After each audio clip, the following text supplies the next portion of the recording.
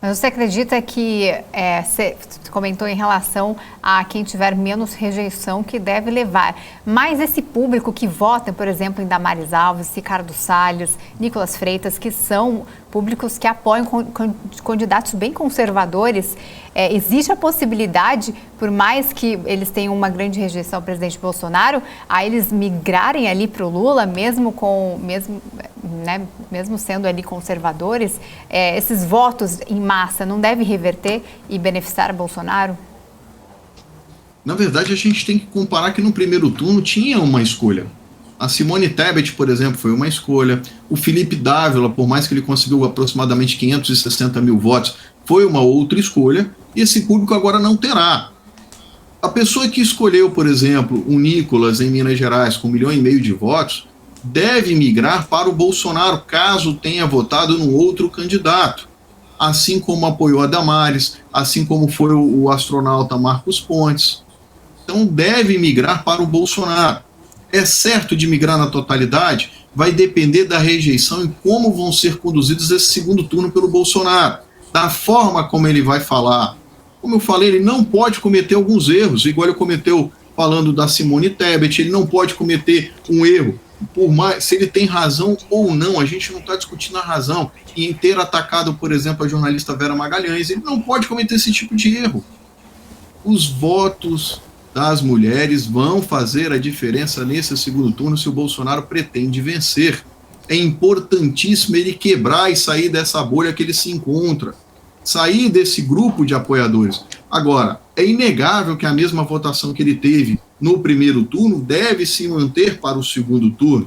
Não deve ter migração, assim também como a gente pode avaliar a votação do Lula para o segundo turno, provavelmente vai se manter. Agora, ele tem que virar exatamente de 7 a 8 milhões de votos, ou retirar uma parte da votação do Lula, é meio complicada. Até porque, no segundo turno, a abstenção ela tende a aumentar de 1 a 2%, como já foi nas outras eleições. Então, vai ter que ter um poder de convencimento muito grande para que esse eleitor, por exemplo, que se absteve de votar no primeiro turno, vá votar no segundo turno e ainda que vote no Bolsonaro, ou o próprio Lula tentar comover esse eleitorado que se absteve, votar nele e chamar os eleitores que votaram na Simone Tebet, caso ela o apoie, para votar, porque o fato da Simone Tebet o apoiar não significa que ela vai transferir esse voto na totalidade.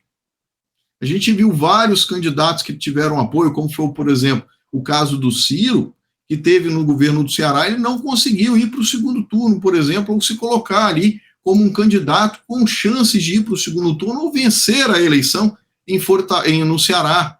Então a gente tem esses problemas que as pessoas não conseguem ir. O candidato dele teve 6% de voto, quase 7%, e foi eleito no primeiro turno com 65,91% candidato no Ceará. Então a gente percebe que nem sempre consegue migrar esses votos e às vezes pode ser muito mais prejudicial o apoio do candidato. O Ciro, eu acredito, ou ele fica neutro para esse segundo turno, ou apoia ali, o PDT já falou que tem chance dele apoiar o PT, desde que ele coloque alguns 3 itens no plano de governo dele para apoiar. O PDT condicionou esse apoio das 3 propostas no programa de governo do PT. Um seria o programa de renda mínima de R$1.000 por família, a renegociação de dívidas no SPC e o projeto de educação em tempo integral. Tá? Então, o PDT já se colocou muito mais próximo de apoiar o PT do que apoiar o PL nesse segundo turno.